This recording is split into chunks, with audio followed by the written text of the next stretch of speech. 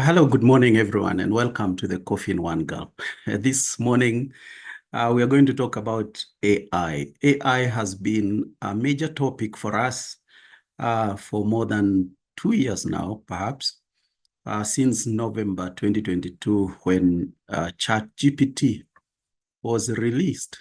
And you may recall that last year was particularly anxious filled because we needed to know what to do with AI. The use of AI by our students and university students everywhere in the world to complete assignments, this continues to be of concern by universities globally. I was just seeing a report by the University of Amsterdam, and they were saying that the future of AI in education is still very uncertain. And therefore, even though they think the impact will eventually be huge and ongoing, their approach, therefore, is to continue issuing policies and reviewing them and changing them and learning all the time. In that university, the University of Amsterdam, they have a task force specifically for AI. So apart from the use of AI to complete assignments, there are other issues that have since come up.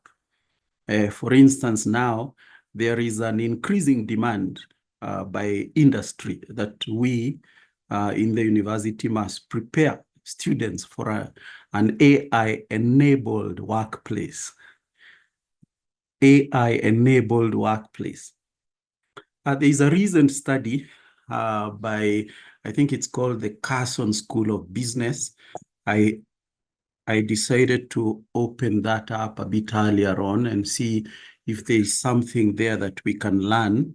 So I'm just going to share with you the page where they have published the findings of the study. Here it is. So the Carson Business School is really the business school. I think they call it Carson College of Business. It's the business school of the Washington State University.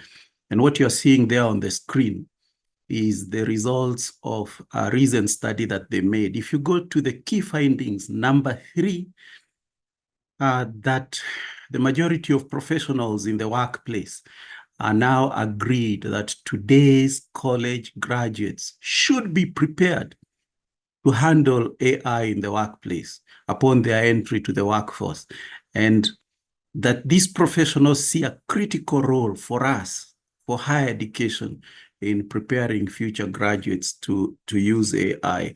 This is very interesting. When it comes to the impact of AI on the workplace, they are demanding. If you look at those 5 bullet points right there on the screen, they want us to talk to our students and discuss with them ethical challenges or concerns, because these are impacting. This is key finding 1 about the impact of AI in the workplace.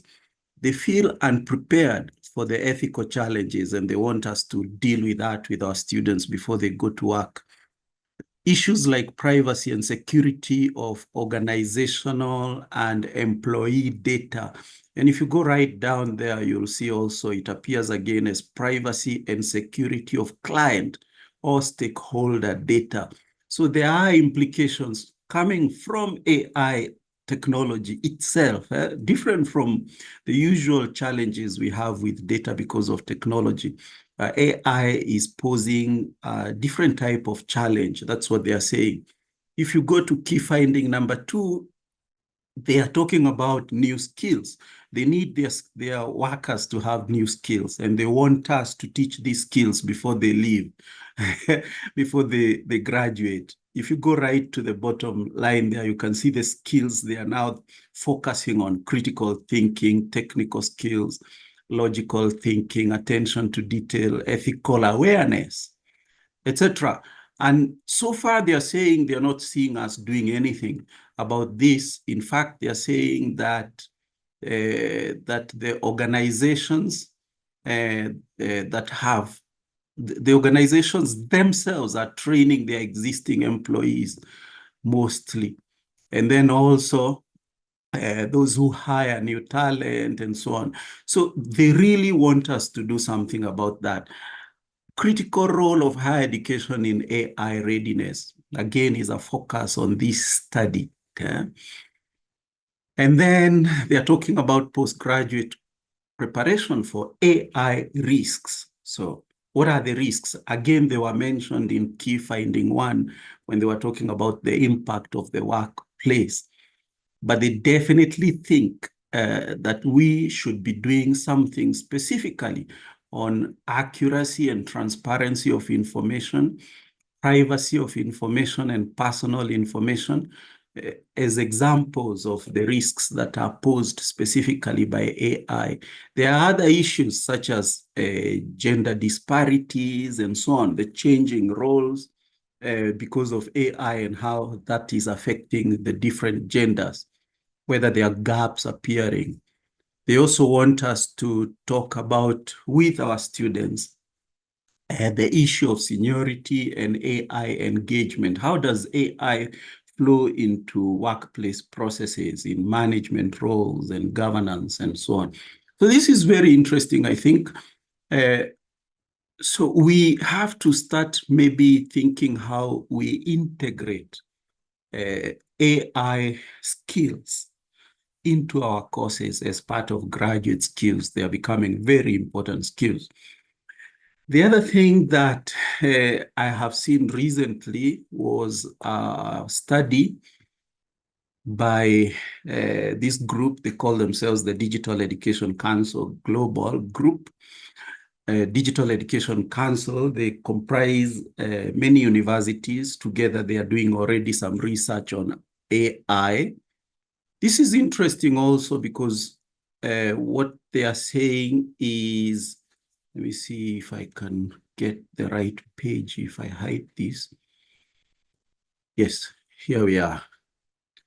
The use of AI by students is now a given. It's a given. 86% of students surveyed are already using AI. So now it's no longer a myth. It's not about adoption anymore. Students are already using. 54% of the students use AI at least weekly, okay? And 24% are using it daily. What are they using it for? 69% to search for information. So you can see that title there is generative AI, the new Google. 42% check grammar, 33% to summarize, 28% to paraphrase, and 24% to create a fast draft. So this could be a project report, it could be an assignment that you have given and so on. So this is what is happening globally. So obviously, this means that we have to act on this.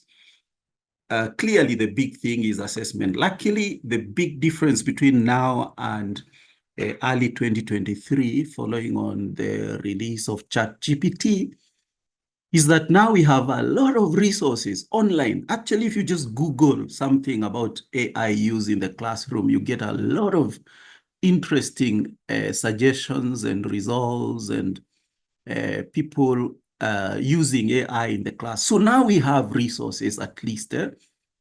The approaches of the universities are different. Some universities have gone the whole hog to prohibit or to clamp down or to be extremely strict on the use of AI. But it appears to me, I've not done any survey, proper survey, but it appears to me that a large number of universities have recognized that, for instance, different courses may need different approaches. Different schools, a business school may use a technology differently from, say, a humanities school or an engineering school, and so on. An introductory course, which is just looking at basic theories, may use AI very differently from one that is doing application, solving real-life problems out there in the world. And so many universities have left the real decisions on the use of AI to the little departments and sometimes to the lecturers. That is what we've done here in Strathmore also. We are leaving it to the lecturers. Hopefully we can work together with the peer advice, peer sharing, peer collaboration. We can help each other through this without giving up. The point here is that AI is one of those technologies that span out so many other technologies. I was looking at Futurepedia. Futurepedia.io is one of the archives where you can find all the AI that are, well, not all of them, but currently they have cataloged 4,083 different AI apps and bots and websites. 4,083. There are other search archives which can give you an idea of what's going on and how the AI field is growing. So the thing is that if you recall the little video you were watching just before we started, it was Charlie Chaplin. Charlie Chaplin was a guinea pig for an invention, a feeding invention, and things do go wrong. Now, unlike that feeding machine, AI is continuously being tested. There will be new stuff coming out because of the basic AI technologies. And therefore, in a sense, we are guinea pigs, or maybe our students. So that's why policy is extremely important, because we have to guide not just the use of AI, but also how we manage change as it comes along, as new bots are invented. In terms of assessment, for today, I don't want to go deep. We are planning a workshop on AI. I hope all of you will find that a workshop very useful. We'll send you information later. But just as I was saying earlier, if you just Google, you get a lot of very interesting stuff. This professor from the University of Queensland in Australia is talking about assessment that maintains fairness and authenticity without AI. He's suggesting AI-proof assessments and assignments, and he's got a list of them here. In-person written assessments in person. So this is invigilated exam. In effect, that's what he means there.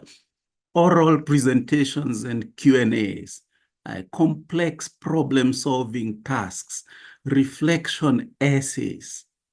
Okay, I like that. Reflection essays. So they reflect on what they've learned and they write a reflective journal. And you use that reflective journal as part of assessment, okay, and coursework, debates and discussions, project-based assessments, case studies, progressive assessments and defense. So this is very important. I think the shift is from checking whether students are involved and engaged in the learning process, rather than waiting to assess the product, the output. The product or output could always be developed using tools. A student can come up with amazing solutions to a problem by simply doing a Google search. And now, better than a Google search, they can use AI. So the idea is, if we instead shift our assessment towards the process, was the student there? Did they attend? Some marks. Did they engage? Some marks. Were they asking questions? Were they answering questions? Some marks, and so on. So this type of assessment, where you are examining the legitimacy of process, is ChatGPT proof to a certain extent. Or even if they are using ChatGPT during the process, at least we can be assured that learning is taking place to a certain extent, keeping the focus on the learning. So this is a lecturer of economics in the University of Queensland. Many lecturers have understood that AI is good, is a tool. It's just a tool. It's a matter of using it well. But that doesn't mean that a lecturer may not decide to ban, completely prohibit the use of AI. And you can see one example. This is an American professor in College of New Jersey, James Taylor. In his case, he has completely prohibited the use of AI for assignments and for any work in his class. And perhaps that has to do with the type of course that he's teaching, because he's teaching writing skills. Writing skills. Clearly, if you allow AI when you're teaching writing skills, the students will never learn. So that's why, as you can see, it's possible to leave the vital practical decisions to the classroom, and that means you and the students. So, of course, in Strathmore, as you may recall, we have a landing page where we issued some guidance on how to deal with AI. And if you remember this landing page, if you don't remember, you can find it. That's the tiny.cc CTE AI 2024. Actually, we made this in 2023. We've since edited it quite a bit. So the link tiny.cc/CTEAI 2023, when we first made it, that link still works. But you can use 2024. We changed it just so that we realize that we are editing this as we go along. What are the latest things we have added? Well, quite a bit. We've not removed the most important stuff that we put there last year, because it's still absolutely vital. I especially recommend strongly the ChatGPT use cases by Dr. Joseph here, and that particular presentation called Revolutionizing Education with ChatGPT by Dr. Alfred Kitawi. Of course, this was 2023, and a number of things have happened since, but you'll find the information there is still very, very useful, the principles suggested. Now, we've added that number 1.7, syllabi policies for AI generative tools. Now, that's very interesting. I decided to open it earlier so I can show it to you.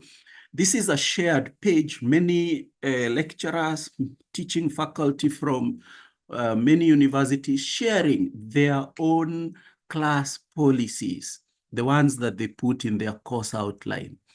150 something lecturers have already shared here just for us to learn. So you can see, I think I'll go right to the bottom and show you the ones that have come latest, because maybe they are the most useful.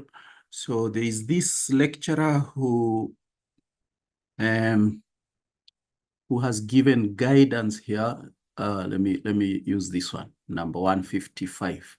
AI usage policy for BAS capstone film post-production course, okay, a Professor Tommy Demos.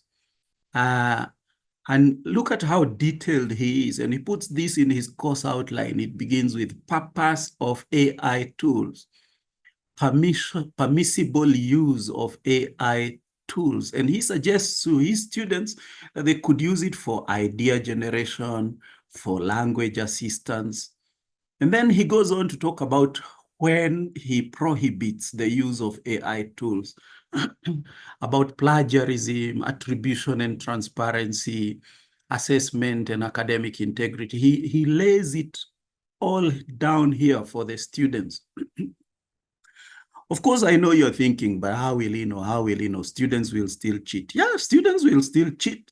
Students have been cheating since 300 years ago. That has never stopped us laying down the rules. We still do it. We try to catch those we catch, and we punish them through plagiarism tools, Turnitin, through other methods, which actually are also available online. I strongly recommend that you have a good look at this as you develop your own AI use policy for your course outline.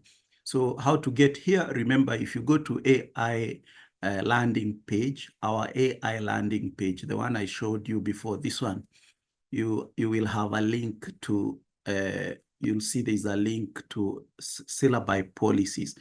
We've also put a very interesting toolkit, the one you're seeing there, 1.8, Guidance for Schools Toolkit. This is amazing. So Teach AI, that platform, they call themselves Teach AI, has an amazing toolkit, which is even being used by secondary schools. I opened it just to show you a part of it. Here it is.